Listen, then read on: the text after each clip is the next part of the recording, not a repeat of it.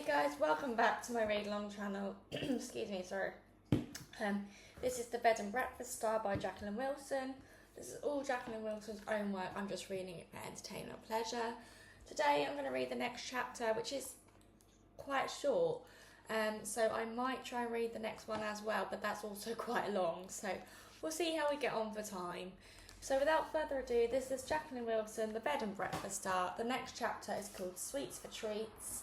And let's get going. Max stayed in a horrible mood all that day, all that week, and Mum wasn't much better. She didn't get mad at me and shout. She didn't say very much at all. She did a lot of that sitting on the bed and staring into space. Sometimes Mac could snap her out of it, sometimes he couldn't. I hated to see Mum all sad and sulky like that. I tried telling her jokes to cheer her up a bit. Hey Mum, what's 10 metres tall and green and sits on the corner? Oh, Elsa, please, just leave me alone. The incredible sulk. I fell about, but Mum didn't even smile. Okay, try this one. Why did the biscuit cry? What biscuit? What you on about? Any biscuit. Can I have a biscuit, Mum? Said Pippa. Look, just listen to the joke. Why did the biscuit cry, eh?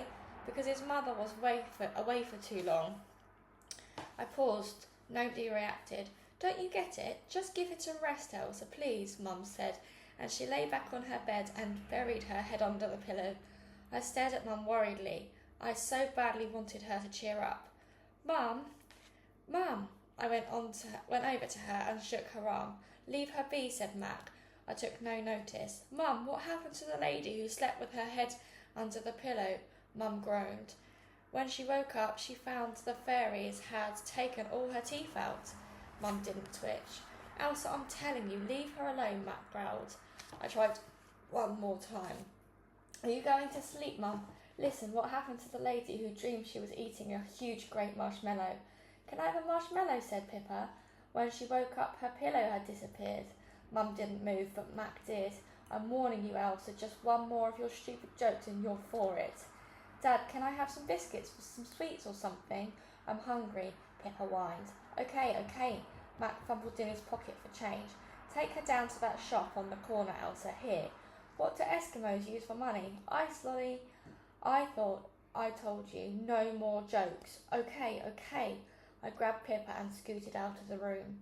Why are adults boring? I asked her as we went down the stairs. Because they're grown-ups. I roared with laughter. I'm not altogether sure Pippa understood, but she laughed too and kept me company. The big bunny lady in the reception put a pointy finger to her lips and went shh at us. She sounds like a train, I said to Pippa. Hey, what do you call a train full of toffee? Oh, toffee, what? Are you buying toffee? I like toffee too. No, Pippa, you're not concentrating. What do you call a train full of toffee? A choo-choo train. Pippa blinked up at me blankly. I laughed. She laughed too, but she was just copying me like she always does. I wish she was old enough to appreciate my jokes. I longed to try them all out on Naomi, but she was at school. That was one of the advantages of going to live at the Old Yale Hotel. I couldn't go to my old school because it was miles and miles away. No one had said anything about going to any other school. I certainly wasn't going to bring the subject up.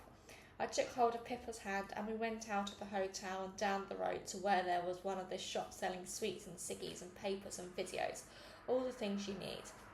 Some of the boys from the hotel were mucking around in the video stands at the video stands, whizzing around too fast and acting out bits from the films. One of them lunged at me with his hands all pointy, pretending to be Freddy from Elm Street.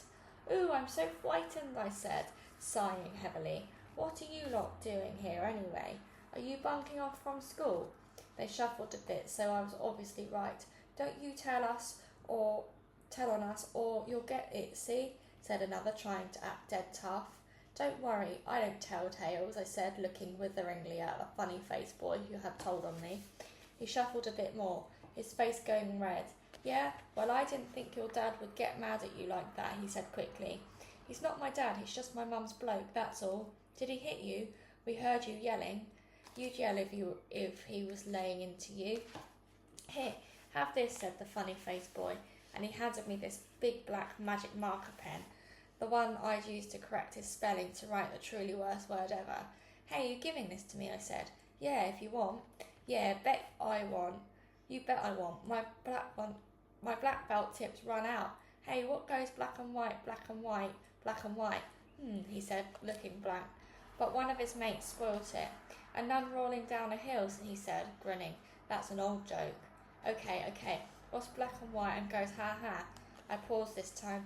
I'd got them. The nun that pushed her, funny-faced, suddenly snorted with laughter. The others all sniggered too, laughing at my joke. I'd have happily stood there cracking jokes all day, but the man behind the counter started to get narked, so the boys sloped off while Pippa and I chose our sweets. It took a long time, especially as Pippa kept chopping and changing. Once or twice she changed her mind after she'd had a little experimental lick of licorice bootlace or a red jelly spider, but the man behind the counter couldn't see far enough to spot her. We ended up with dolly mixtures, sherbet fountain, chocolate, toffee chew, cherry drops. We ate them on the way back to the hotel. We weren't in a hurry to get back. Mac had been grouchy recently. He'd even got mad at Pippa.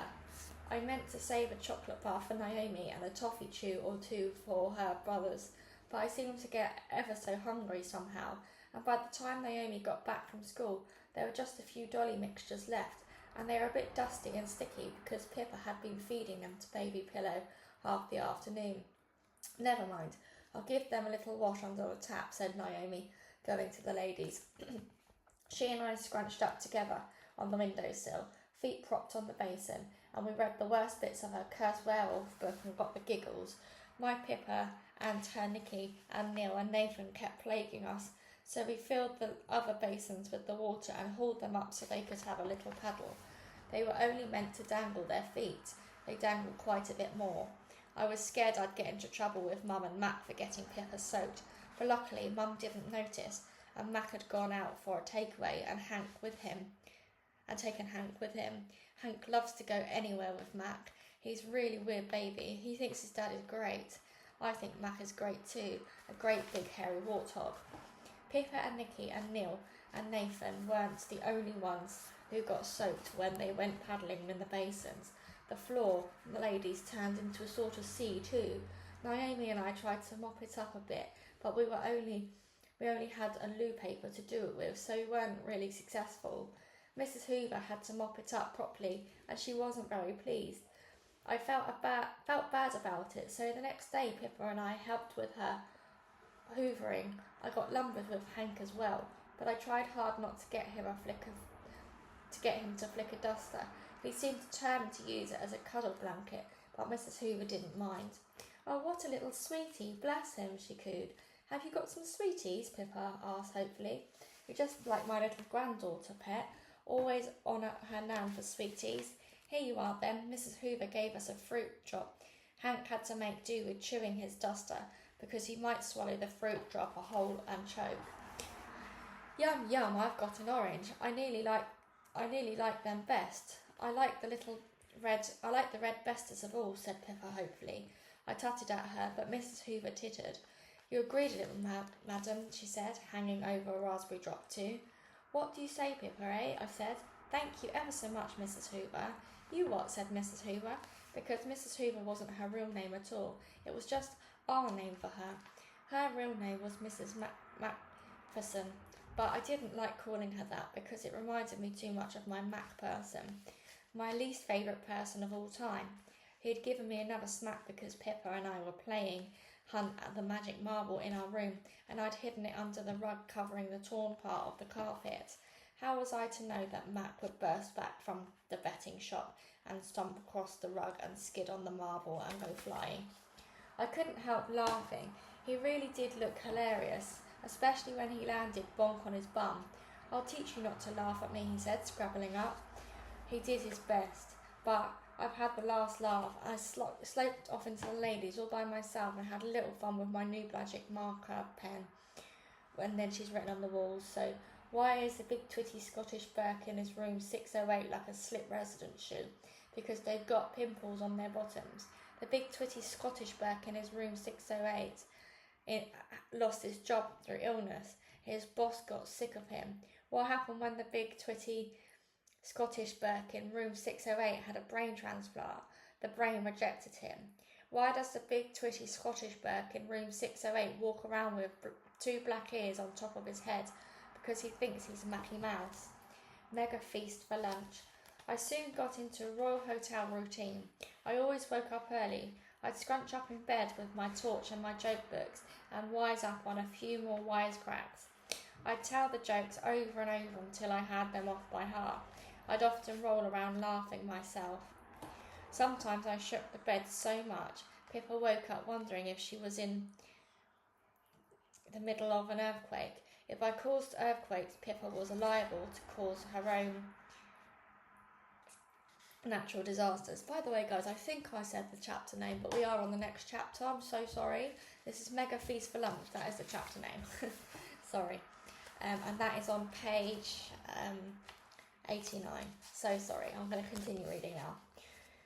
Mum kept getting mad at her and saying she wasn't too big to be wet. She was much too big to be wetting the bed, and she didn't let Pippa have anything to drink at tea time. But it still didn't make much difference. Pippa cried because she was so thirsty, and she still wet the bed more often than not. So another of my little routines was to sneak all Pippa's wet bedclothes down the laundry room before Mum and Mac woke up. There were only 2 washing machines and 1 dryer. You usually couldn't get near them, but early in the morning everyone was either fast asleep or getting the kids ready for school, so there was a good chance I could wash the sheets out of my leaky little sister. The only other people around were some of the Asian ladies in their pretty clothes. They looked like people out of fairy tales instead of ordinary mums in boring old t-shirts and leggings. They sounded as if they were saying strange and secret things too, as they whispered together in their own language. Some of their children could speak good English, even though they'd only been over here a few months. But the mums didn't bother. They generally stuck in a clump together. I felt a bit shy of them at first, and I think they felt shy with me too. But after a few encounters in the laundry room, we started to nod to each other. One time they'd run out of washing powder, so I gave them a few sprinkles of ours. The next day they gave me a half a packet back and a special pink sweet. It was the sweetest sweet I'd ever eaten in my life. It was so sweet it started to get sickly, and when I got back from room 608 I passed it on to Pippa. She enjoyed it hugely for a while, but it finally got the better of her too. We rubbed a little on Hank's dummy, and it kept him quiet half the morning. Keeping Hank quiet was a task and a half at the hotel. He'd always been a happy sort of baby, even if he'd act like he was a bit of a thug at times, bashing about with his fat fists and kicking hard with his booties. But he'd never really whined and whimpered that much. Now he didn't seem to do much else. It was probably because he was so cooped up. He was just getting to the stage when he wanted to crawl around all over the place and explore. But he couldn't really crawl in room 608. It was much too little and crowded. It was dangerous too. If you took your eye off him for 2 seconds, he'd be doing this, hairspray in his eye, or this, tipping out all the sugar and tea, or this, playing with plug sockets. There was only one way to keep him out of mischief. He didn't like it one bit. He wanted to be up and about. Mum and Mac didn't want to be up and about at all. They just wanted to sleep in. Most days they even stopped bothering to go down to breakfast. So Pippa and Hank and I had our breakfast, and then we helped Mrs. Hoover and we played about in the corridor. We set Hank down at one end and charged up to the other end and had a very quick game before he caught up with us. Hank got so good at crawling he could probably win a gold medal at the Baby Olympics. If he wanted any peace at all, we'd have to change his crawling track into an obstacle race. Sometimes we collected several babies and had a proper race. The other brothers and sisters placed bets. That was good. Pippa and I coined it in, because Hank always won. We got a bit noisy, and sometimes Mac would come staggering out into the corridor and tell us to all to pipe down. He'd yell if he was in a bad mood, but he didn't frighten anyone now. The kids just muttered amongst themselves about pimply bums and brain transplants and cracked up laughing. All the girls had read the jokes in the ladies' toilet downstairs. Even some of the boys had dashed in and out for a dare. Mac and Mum often didn't get up properly until lunchtime. Lunch was my favourite meal of the day because I could nip along to the shop on the corner and choose it. I had to make sure I bought a packet of ciggies for Mum and the Sun for Mac, and maybe something boring like a cartoon milk or a packet of biscuits. But then I could buy crisps and a Coke and chocolates and sweets and anything else I fancied with the money left over. Pippa and I always had a mega feast. Sample week's menu on the mega feast. Monday, apple juice, mini cheddars, toffee crisp, Whopper spearmint chew. Tuesday, strawberry ribena, Californian corn chips, Cadbury's flake, Buster bar. Wednesday, Lucasade, chicken tikka hula hoops, Bounty, flying saucers. Thursday, Dr. Pepper drink, chipsticks, Galaxy, sherbet fountain. Friday, Coke, salt vinegar crisps, crunchy, fizz, Coca-Cola bottles, sweet and sweets. Fizz Coca-Cola bottle sweets.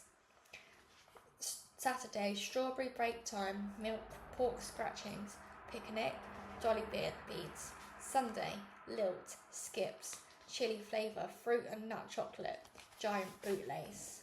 This is all times too, because Pippa always copied me. Hank generally wanted a lick here and a munch there after he had his bottle and his baby tins, but there was heaps still left for us. We had sometimes went out in the afternoons once we went to the park. I liked it best of all when Mac went down the betting shop and took Hank along too, and Mum and Pippa and me went to the shops. Not the shop on the corner, the Quick Save or the Off Licence or the chip shop down the road, the real shops in the town, especially Flowerfield Shopping Centre. It is this great glass shopping mall with real flowers blossoming in the big bouquets all around the entrance and painted flowers spiralling all over the door, each individual shop, and there are lovely ladies wandering around in long dresses who hand you a flower for free. Mum and Pippa and I could spend hours and hours and hours wandering around the Flowerfield Shopping Centre. Of course we couldn't ever buy the books or the tapes or the toys or the outfits, but we could go back the next day and the next and read and listen and play and try them on all over again. And then when we had to trail all the way back to the oil hotel and we were all tired and we didn't even have the money for the bus, we could still smell our flowers and pretend they were big bouquets. I made up this story to myself that I was the famous comedian and I'd just done this amazing funny routine on stage and everyone had laughed and laughed, and then they'd clapped and clapped and begged for an encore and they showered me with roses. Hey Mum, Pippa, what do you get if you cross a rose with a python? Oh Elsa, please give it a rest. I don't know what you get, but please don't try to smell it, I laughed. Then I tried again. What did one rose say to the other rose? Hello Rose, said Pippa. She laughed. Hey, I said the joke. Don't you start too, Mum groaned. That's not a joke, Pippa. It's not funny. No, listen. What did one rose say to the other rose? It said, hi buds. See, that's funny. No, it's not, said Mum. I ignored her. All right then, what did the bee say to the flower? Hi flower, said Pippa. Is that right? Have I said the joke now? No, Pippa, you can't just say any old thing. It's got to be a joke. Now, what did the bee say to the flower? It said, hello, honey, and I'm going to say goodbye, sweetie, if you dare come out with one more of your daft jokes, said Mum. But she didn't really mean it. She was just joking herself. Mum could still be a bit of fun, especially going round flower beds. But when we got back to room 608, she wilted like the flowers. We spent the evenings indoors. So did everyone else around us. The people in room 607 had more arguments. The people in 609 still had their telly blaring. The people underneath in room 508 still played their heavy metal music. You could feel our room vibrating with the noise. We tried going downstairs to the television lounge. Well, that was a laugh. There wasn't anywhere to lounge, like a sofa or a comfy armchair. There were just these old vinyl straight back chairs, the same sort as in the breakfast room, but even older, so you had to play musical chairs, finding the ones without the wobbly legs. There wasn't much of a television either. It was supposed to be colour, but the switch wouldn't stay stable, so people's faces were gloomy grey for a bit, and then suddenly blushed bright scarlet for no reason. There was something wrong with the sound too. It was all blurry, and every time anyone talked there was a buzzing sound. I'm starting to feel that way myself, said Mum, putting her hands over her ears. Don't throw another Moody on me, for goodness sake, said Mac. I can't stick this, I'm going out. Mum hunched up even smaller in the chair after he'd gone. I went over to her and tried putting my arm round her. She didn't seem to notice. Good riddance to bad rubbish, I said fiercely. We both knew where he'd gone, down the pub.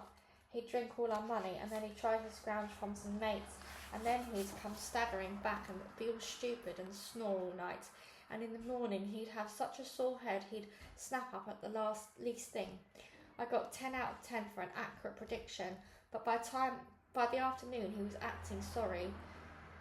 He'd won a bet down the betting shop, so he took Mum out in the evening whilst I babysat, and then on Sunday morning he got up ever so early.